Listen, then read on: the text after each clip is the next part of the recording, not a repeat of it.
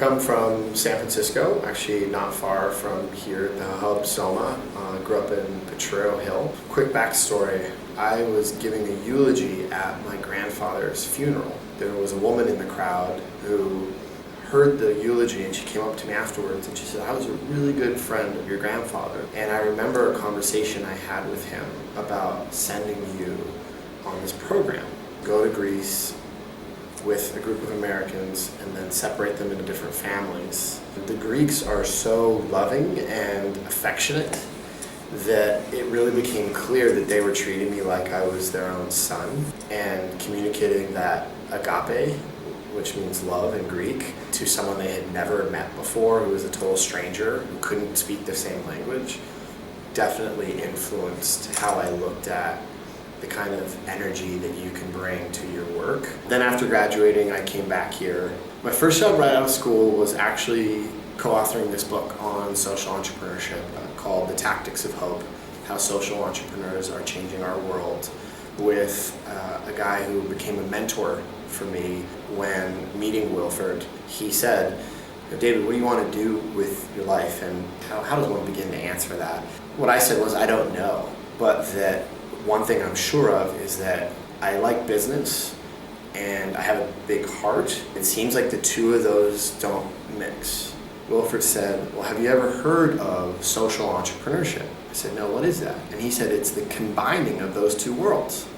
The world of making a difference and the world of making money or growing an idea that can scale and employ people. He said, did you know that you could make a difference and create that model at the same time? So when he said it, it all clicked. So there's actually a larger movement that is supporting new models for change. But it's not yet taken off in the mainstream consciousness the way that I'd like it to. So what I see in the future of social entrepreneurship is the media playing a much bigger role. So how can we get the news to start reporting on examples of social entrepreneurs rather than homicides and homelessness? And that's a bigger question, which is a values shift in the most powerful and wealthiest people in the world and in the country. I would like social entrepreneurship to infiltrate the minds who are controlling those levers of media to tell stories that are positive to the masses. If we help to awaken the consciousness of 5% thought leaders and influencers. So these are people in power or up and coming, emerging young people.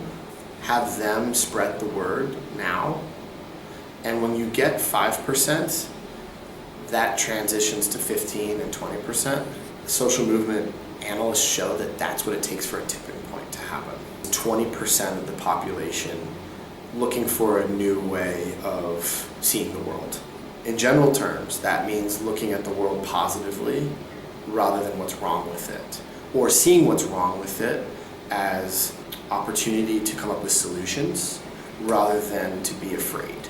So the way that we'll solve these problems isn't through destruction, violence. It'll happen through thought leadership, education, inspiration that cause people to see the good and not the bad as the place where they should start.